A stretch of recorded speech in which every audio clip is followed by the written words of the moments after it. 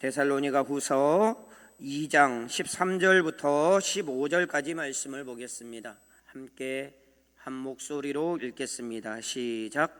주께서 사랑하시는 형제들아, 우리가 항상 너희에 관하여 마땅히 하나님께 감사할 것은 하나님이 처음부터 너희를 택하사 성령의 거룩하게 하심과 진리를 믿음으로 구원을 받게 하심이니, 이를 위하여 우리의 복음으로 너희를 부르사 우리 주 예수 그리스도의 영광을 얻게 하려 하심이니라.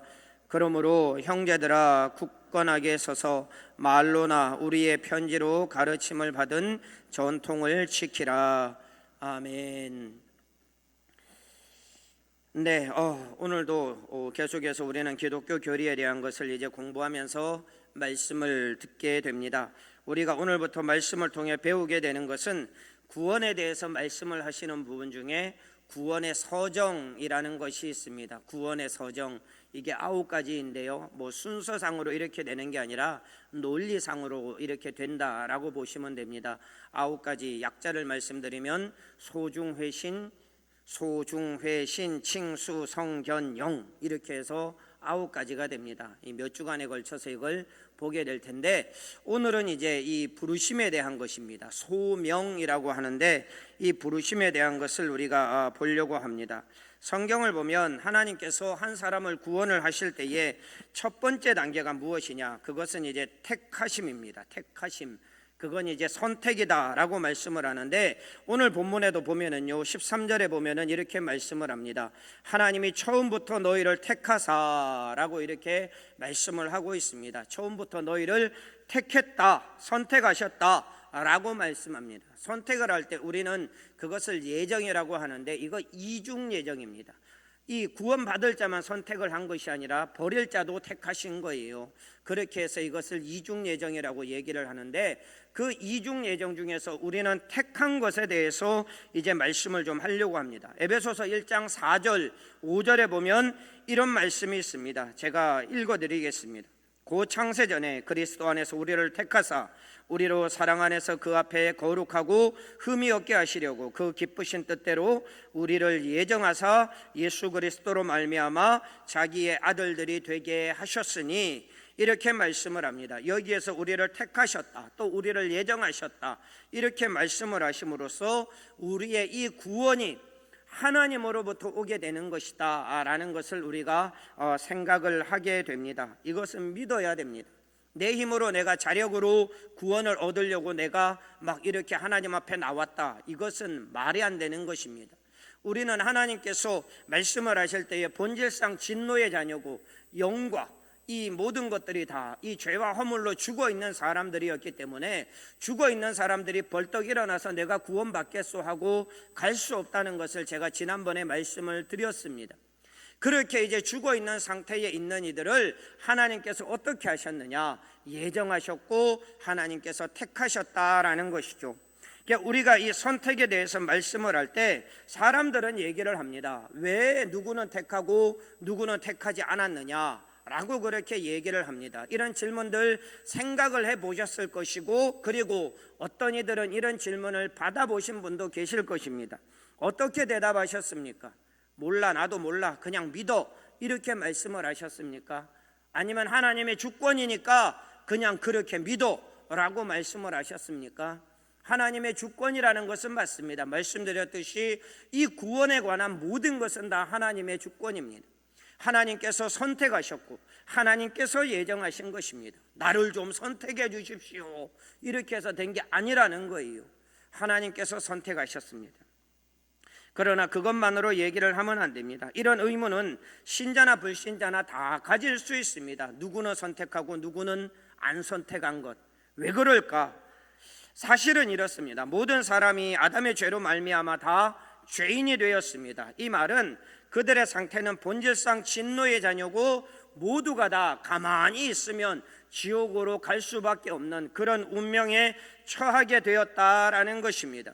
그런 운명에 처해 있는 자들을 하나님께서 그렇게 지옥으로 가는 것을 기뻐하지 않으시고, 하나님께서 그들을 불쌍히 여기셔서 그 중에 몇을 하나님께서 구원하시기로 택하신 것입니다. 이 사람을 택해야겠다, 저 사람을 택해야겠다.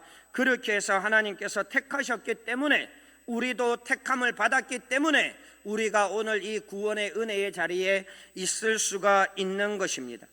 그런 우리에게 당연한 반응은 뭐냐? 그것은 왜 나는 택하고 저 사람은 택하지 않았습니까? 라고 하는 것이 아니다라는 거예요. 이렇게 하나님께서 우리를 건져주셨으니 우리의 반응은 감사와 찬양이 올바른 반응이다라는 것입니다. 여러분, 우리가 구원받은 신자로서 하나님 앞에 하지 말아야 하는 질문이 바로 그것입니다. 왜 나는 건졌습니까? 왜 나는 택하셨습니까? 이건 마치 뭐와 같으냐? 막 급류에 떠내려가는 사람을, 이렇게 한 사람을 건져냈는데, 그렇게 건져냈을 때의 반응, 당연한 반응이 무엇입니까? 감사합니다. 진짜 고맙습니다. 내가 이렇게 건져주지 않으면 죽음을 당할 텐데 건져주셔서 진짜 감사합니다. 이게 바른 반응 아니겠습니까? 이게 상식인 거예요. 그런데 왜 날 건졌습니까? 왜 저 사람들은 안 건지고 나만 건졌습니까? 이렇게 얘기를 하면 이건 은혜도 모르는 정말 배은망덕한 사람이 되지 않겠습니까? 우리가 구원을 받은 하나님의 백성으로서 당연한 반응은 왜 저 사람은 안 건지고 나는 건졌습니까? 이게 아니라는 거예요. 그런 질문은 우리에게는 필요가 없습니다. 그저 우리는 감사하고 하나님 앞에 찬양을, 영광을 돌리는 그런 삶으로 충분한 것입니다. 아멘이시죠? 네, 하나님 앞에 그런 거 묻지 마세요. 그냥 건져준 거 고맙습니다라고 감사하고 찬양하면 됩니다. 그런데 이제 문제는 뭐냐면 불신자들이죠. 불신자들은 물을 수 있습니다. 얘기할 수 있습니다. 하나님 정말 불공평합니다. 저 사람 구원하고 나는 구원 안 했으니 하나님은 진짜 불공평합니다. 이렇게 얘기할 수 있어요. 이 불신자들이, 이 불신의 원인들은 얼마든지 있을 수 있지만 지금 말씀을 드리고자 하는 것은 예정과 선택에 관한, 거기에 대해서 불만을 품고 있는 거에 답변, 이것을 이제 좀 말씀을 드리려고 하는 것입니다. 불신자들이 그런 얘기를 할 때 왜 하나님은 이런 사람 선택하고 저런 사람은 선택 안 하고 왜 그러십니까? 라고 얘기를 할 때 그저 이 말을 해주면 됩니다. 그럼 당신도 예수를 믿으십시오. 복음을 듣고 예수 믿으면 구원받을 수 있으니까 당신도 복음을 듣고 예수를 믿으십시오. 그러면 당신도 구원을 받을 수 있습니다. 라고 그저 그 얘기만 해주면 됩니다. 이 얘기들은 어떤 것입니까? 대부분의 사람들은 이 예수 믿는 것을 선택하지 않습니다. 그러면서 그런 얘기를 하는 거예요. 나는 예수 믿기 싫어요. 나는 예수를 믿기 싫은데 교리를 보니까, 말하는 걸 들어보니까 뭐 누군 예정됐고 누구는 선택됐고 이렇게 얘기를 하니까 거기에 대해서 핑계를 대고 얘기를 하는 거예요. 나는 불공평하기 때문에, 하나님이 불공평하기 때문에 나는 예수 믿기 싫습니다. 자기의 선택의 권리를 주장하는 거죠. 나는 예수를 믿을 수 있고 믿지 않을 권리도 있지 않습니까? 라고 얘기할 수 있습니다. 그러면 하나님은 누구를 선택하고 누구를 선택하지 않을 수 있는 권리가 없습니까? 하나님은 무조건 다 선택해야 되는 겁니까? 왜 나는 그런 권리를 주장을 하면서 하나님은 그래서는 안 된다고 얘기를 하는 겁니까? 하나님도 권리가 있으세요. 선택할 수 있는 권리가 있는 거예요. 다 죽어가는데 거기에서 한 사람 두 사람 이 선택해 낼 수 있는 권리, 그거 하나님 앞에 충분히 있습니다. 자신은 예수를 믿으려고 하지도 않고 이 예수를 믿는 길로 들어오려고 하지도 않으면서, 그런 마음도 전혀 없으면서 왜 저 사람을 선택하지 않았습니까? 라고 얘기를 합니다. 들어오라 이거예요. 그럼 당신도 구원해 줄 테니까, 하나님께서 구원해 주실 테니까 예수 믿으십시오. 불만 불평하지 말고 예수를 믿으십시오 라고 얘기해 주면 됩니다. 불신자들한테 뭐 예정이 어쩌니 선택이 어쩌니 뭐가 어쩌니 저쩌니 얘기해봐야 들을 마음도 없고 들을 수도 없고 깨달을 수도 없습니다. 그저 예수 믿으라고, 그러면 안다고, 그래 얘기해 주면 되는 것입니다.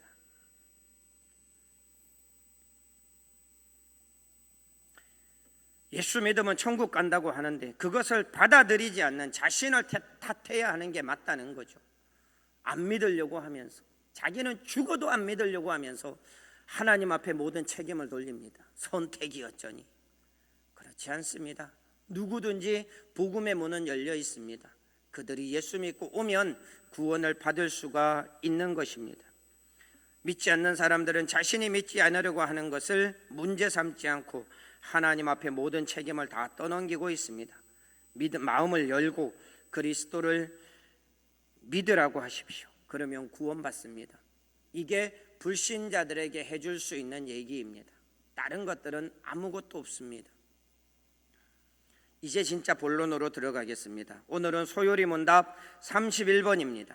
제가 문제를 읽을 테니까 여러분들께서 답을 좀 읽어주십시오. 답이 좀 깁니다. 효력 있는 부르심이 무엇입니까?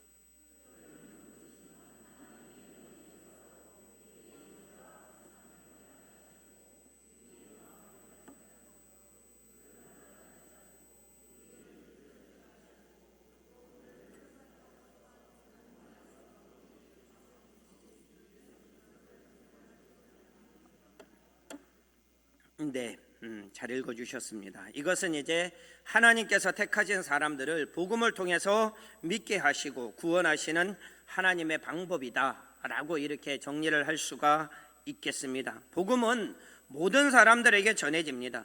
그런데 어떤 사람들은 받아들이지만 어떤 사람들은 받아들이지 않습니다. 복음을 전하면은 받아들이고 믿는 사람들이 있는 반면 받아들이지 않고 끝까지 거부하는 사람들이 있다는 거예요. 왜 그러느냐? 여기에 대한 답이 이제 오늘 우리가 읽은 이 31문입니다. 효력 있는 부르심, 효력 있는 부르심. 이 효력이 있다는 것은 하나님의 부르심에는 실패함이 없다라는 것입니다. 하나님의 부르심에는 실패함이 없다. 이것은 하나님께서 부르신 사람들은 반드시 여기에 응하게 되어 있고 그것을 거부한다고 그렇게 해서 취소되거나 없어지게 되는 것이 아니다라는 것을 말씀을 하고 있는 것입니다. 하나님께서 이 중에 누구를 부르기로 하나님께서 선택을 하셨다. 그러면은 그것을 무엇을 통해서 부르시느냐? 복음이라는 것을 제시해서 그들이 그것을 믿고 오도록 만드시는 것. 그런데 이것은 반드시 성공할 수밖에 없는 것, 그것을 여기에서 이제 말씀을 하고 있는 것입니다. 그렇다고 해서 하나님께서 강압적으로 깡패같이 쳐들어와서 믿어? 안 믿어? 이렇게 하지 않는다는 거예요. 자신은 믿기 싫은데 좋은 말 할 때 믿어라. 몇 대 맞고 믿을래?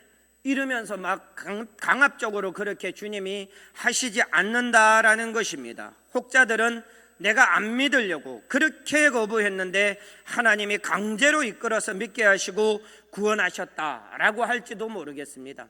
하나님이 강제로 나를 막 이끌어와서 그렇게 나를 구원해 내셨다라고 하실 수도 있습니다.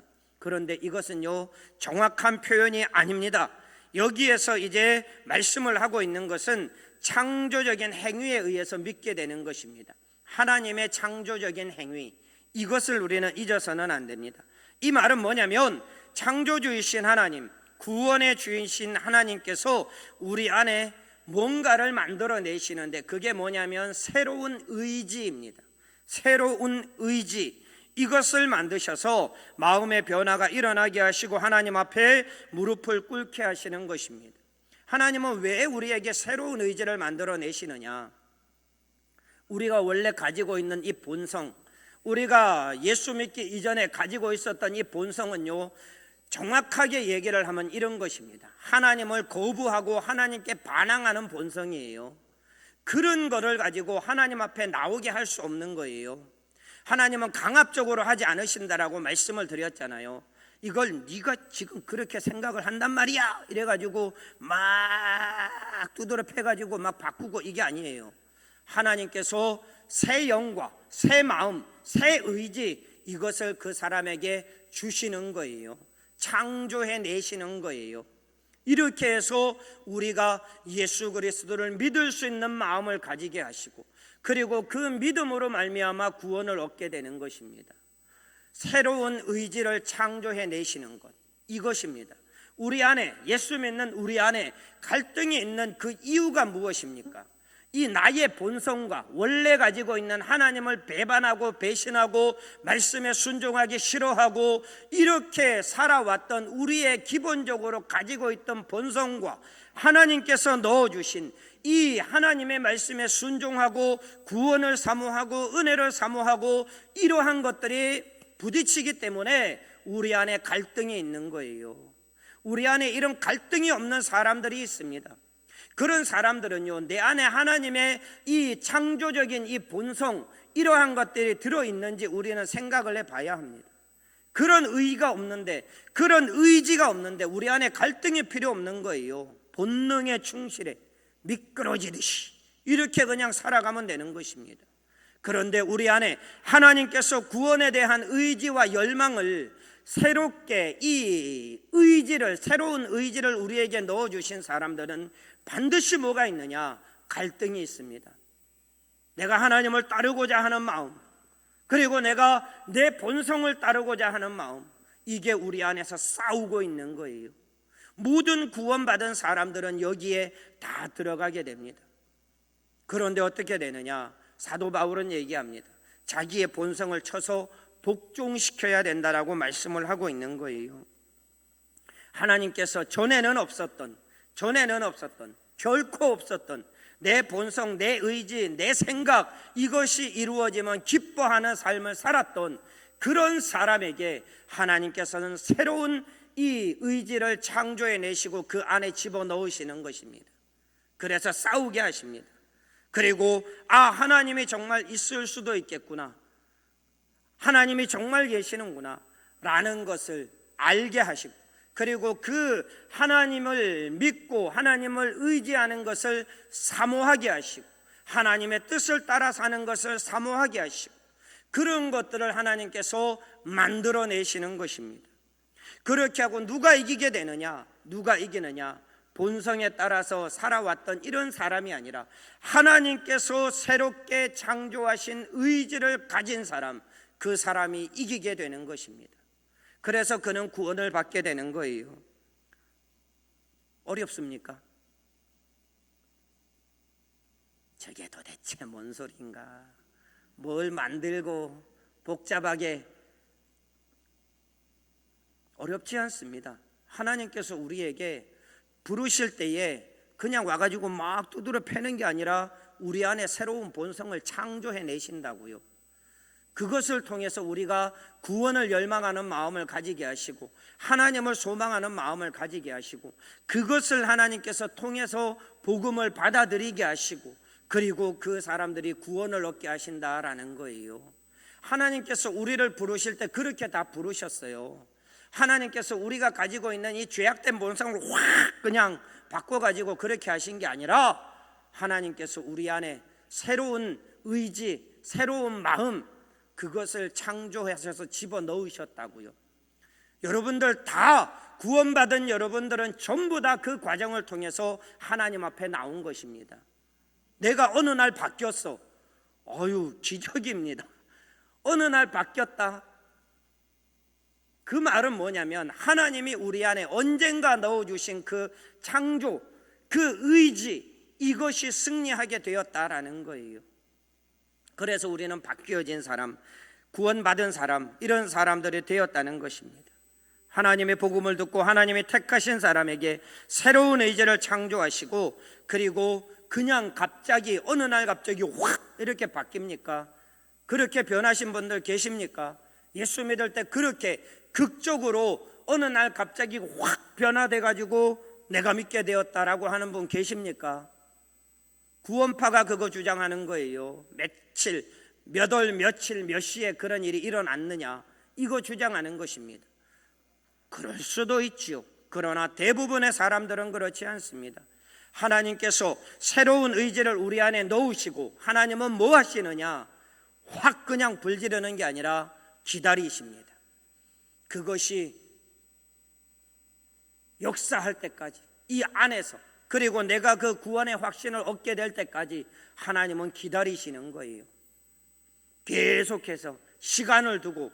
그러나 분명한 것은 그렇게 하나님께서 새로운 의지를 넣어준 그 사람은 반드시 변화되고 예수를 믿게 되어 있다는 것입니다.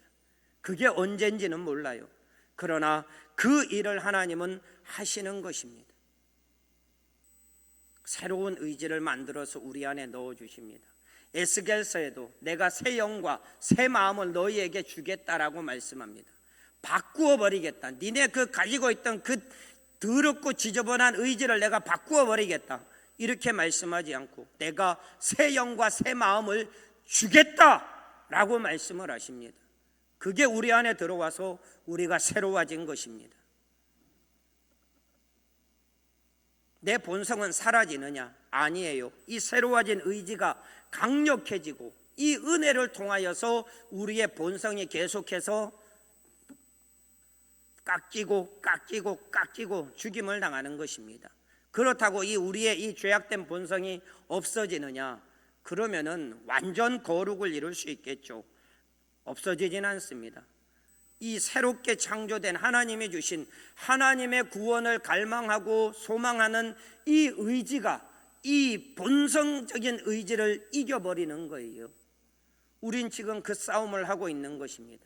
이렇게 넣어주신 것, 이게 예수 믿는데 작동을 하고 이게 우리가 하나님의 말씀대로 살아가는데 계속해서 작동을 하는 것입니다. 불쏘시개 같이 예수 믿는데 한번 쓰임받고 그냥 사라지는 게 아니에요. 이것은 계속해서 우리 안에 커져갑니다. 그리고 우리가 갈등을 일으키고 더 거룩한 사람으로 변화되어 갑니다. 이걸 우리는 성화라고 얘기를 합니다. 우리는 지금 그 싸움을 하고 있는 것입니다.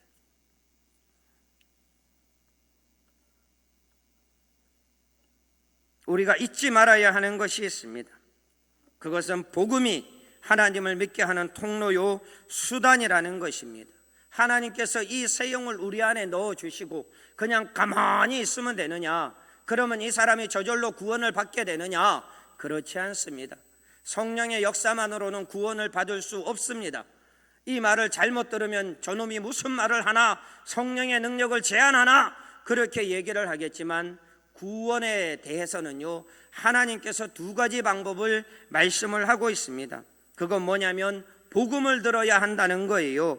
그게 오늘 우리가 읽은 본문에 나옵니다. 13절 하반절에 보면 하나님이 처음부터 너희를 택하사 성령의 거룩하게 하심과 진리를 믿는 믿음으로 구원을 받게 하심이니, 두 가지를 말씀을 합니다. 성령과 진리입니다.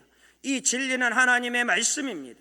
성령께서 그냥 우리 안에 들어오셔서 새 마음을 주시고 새 영을 창조해 주시고 가만히 계시면 되느냐? 그렇지 않습니다. 우리 안에 뭐가 분명히 필요하냐? 밖에서 오게 되는 이 복음이 필요한 거예요. 여러분, 성령이 우리 안에 있다고 자연적으로 예수 믿게 되는 게 아닙니다. 복음을 들어야 되는 거예요. 이 두 가지가 함께 나타나야 되는 것입니다. 이거 두 가지 없이 완전한 구원이 이루어질 수가 없어요. 또한 이 복음을 들었을 때에 왜 사람들이 복음을 받아들이는 사람이 있는 반면 받아들이지 않는 사람이 있습니까? 그것은 성령의 역사가 있기 때문에 그렇습니다. 성령께서 역사하시면 이 복음을 통해서 전해지는 하나님의 말씀, 예수 그리스도를 믿음으로 말미암아 구원을 얻는다라고 하는 이 말씀이 그냥 평범하게 들리겠지만, 그러나 하나님께서 구원하시기로 작정하시고 예정하신, 그리고 선택하신 그 사람들에게는 하나님께서 이 복음의 말씀을 통해서 성령이 역사하게 하심으로 그 말씀이 믿어지게 되는 것입니다. 이게 우리에게 일어나는 거예요. 성령만 있으면 되지, 천만의 말씀 만만의 콩떡, 말도 되지 않는 소리입니다. 복음만 들으면 되지, 복음만 듣는다고 구원이 일어나는 게 아니에요. 그러면은 구원받지 못할 사람 아무도 없습니다. 성령의 역사에서 그 말씀이 믿어지게 하시는 은혜로 말미암아 구원을 받는 것입니다. 여러분, 그렇기 때문에 복음 없이 나는 구원받았다, 말이 안 됩니다. 성령의 역사 없이 나는 구원을 받았다, 말이 안 됩니다. 이 두 가지가 함께 하셔서 매칭이 되어서 그때부터 구원의 역사가 이루어지는 것입니다.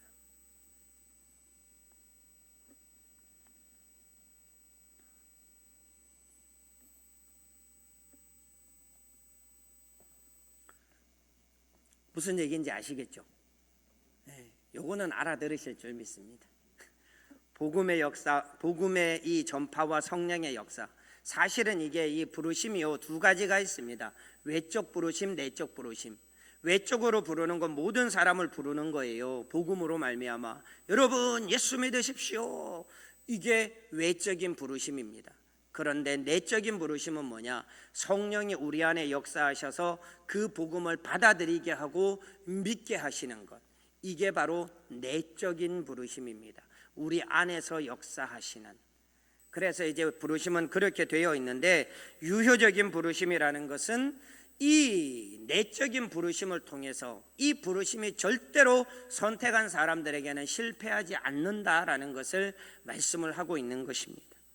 그렇게 부르심에 응답하여서 나온 사람들은 어떤 이 유익이 있습니까? 그 결과가 어떻게 됩니까?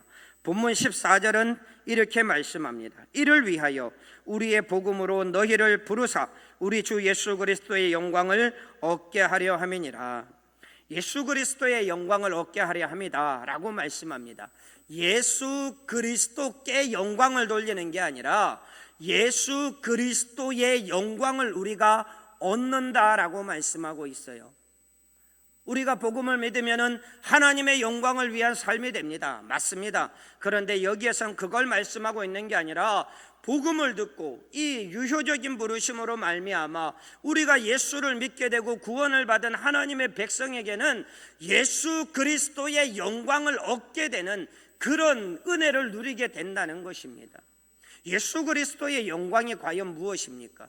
그것은 지금 주님께서 누리고 계시는 영광입니다. 이 땅에 오셨을 때는 말구유에 오시고 많은 사람들에게 고난을 당하시고 십자가에 달려서 죽으시고 그렇게 사셨죠. 그건 예수 그리스도의 비하라고 얘기를 합니다. 그런데 거기에서 끝난 것이 아니라 하나님께서 예수님을 죽은 자 가운데 3일 만에 살려내셨습니다. 그리고 부활의 처음 열매가 되셨습니다. 그리고 지금은 하나님 보좌 우편에 앉아 계십니다. 이 땅에서 받았던 고난과는 전혀 다른 영광, 이 땅에서 받았던 고난보다 훨씬 더 크고 그 영광스러운 그것을 주님이 지금 가지고 계신데 그것을 우리에게도 주신다라는 것입니다. 우리가 이 땅에 살다가 고난받으면서 살다가 힘들게 정말 말씀대로 살려고 노력하고 어려움 중에 그렇게 살다가 우리가 하나님의 나라에 가게 되면 우리는 반드시 예수님이 가지신 그 영광을 우리에게도 허락해 주신다라는 것입니다. 주님께서 선택하신 이들에게 그런 은혜를 주심을 말씀하고 있습니다. 그런 영광이 가지고 싶지 않습니까? 우리는 그것을 받게 되어 있습니다. 주십시오, 주십시오 라고 하지 않아도 우리가 천국문에 입성하는 그 순간 그 은혜가 우리에게 오게 된다는 것을, 그 영광을 우리가 받게 된다는 것을 분명히 기억하십시오. 우리는 이 땅을 살아가면서 이 땅에 소망을 두지 말라고 얘기를 하는 게 뭐냐면 그것보다 훨씬 더 큰 영광이 우리에게 기다리고 있기 때문에 그렇습니다. 5천 원 벌기를 소망하시겠습니까? 5만 원 벌기를 소망하시겠습니까? 누구나 다 5만 원을 소망합니다. 길 가다가, 이건 좀 비유가 좀 그렇지만 길 가다가 500원 줍는 걸 바라겠습니까? 5천 원 줍는 걸 바라겠습니까? 전 500원은 못 주워 받고 10원은 주워 받습니다. 그런데 버스를 탔을 때 맨 뒷자리에, 한참 오래된 얘기예요. 한 10년 이상 된 그런 얘기인데 마을 버스를 탔는데 제가 처음 탔어요. 그래서 탔는데 맨 뒷자리, 그 껌 좀 씹는 사람들이 앉는 자리 있지 않습니까? 저 맨 뒤에 구석에 딱 앉았는데 거기 돈이 떨어져 있는데 7,000원이 떨어져 있는 거예요. 놀라는 게 맞습니다. 저도 놀랐습니다. 기분이 얼마나 좋든지 얼른 집어넣었어요. 그래가지고 제가 주워본 돈 중에 제일 비싸게 주신 돈이 7,000원입니다. 제가 아는 목사님은 70만 원을 주신 적이 있다는데 안 놀라시는군요. 남의 일이니까. 그렇습니다. 뭐든지 이게 비유가 좀 그렇지만은요, 그런 거예요. 누구든지 나 크고 영광스러운 것을 소망하면서 살아갑니다. 나는 10평으로 만족해. 그런 사람 없습니다. 30평, 40평, 좀 100평짜리 집에 가봤는데 서로 카톡 해야겠어요. 집에서 귀찮아서. 언제 부릅니까 그거? 진짜 100평짜리 집이었어요. 제일 제가 가본 그 분 중에 가장 부자였습니다. 집이 100평. 근데 가보니까 들어가는 것도 귀찮아요. 너무 멀어요, 거실이. 그 정도였습니다. 그런 집을 다 소망하면서 살지 않습니까? 이 땅에서 그런 것들을 소망하면서 사는데 그런 것들과는 전혀 다른, 더 높고 더 고차원적이고 더 존귀하고 그러한 것들을 주님께서 주시겠다고 말씀하시는 거예요. 그런데도 이 땅에서 그런 것들을 소망하면서 살지 말라는 것입니다. 물론 우리는 육신을 입고 있기에 좀 더 편안함을 추구하면서 살아가는 것은 사실입니다.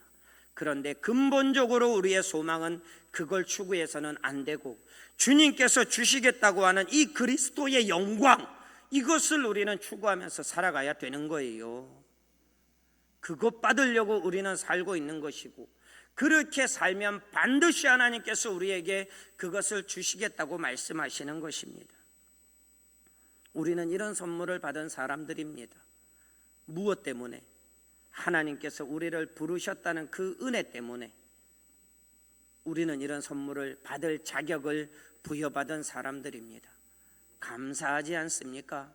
이 땅에서 그냥 살다가 그렇게 살아가는 그런 인생이 아니라 정말 하나님께서 우리를 부르셔서 때로는 고난이 있고 어려움이 있기 힘든 것도 있지만 그러나 주님 앞에 부르짖으면 주님이 외면하지 않고 하나님의 때에 하나님의 방법으로 하나님께서 해결해 주시는 것을 우리는 경험하면서 살아가고 있고 그런 삶을 살아가면서 우리가 이 땅에서 당하는 이 고난보다 장차 우리에게 주시는 더 크고 높은 영광, 이런 것들을 준비하시고 우리에게 주시기를 기뻐하시면서 예비하시고 기다리고 계신 그 주님의 모습을 생각할 때에 우리가 얼마나 영광스럽고 우리가 얼마나 기쁨이 되고 우리가 얼마나 소망이 되고 우리가 얼마나 위로가 됩니까?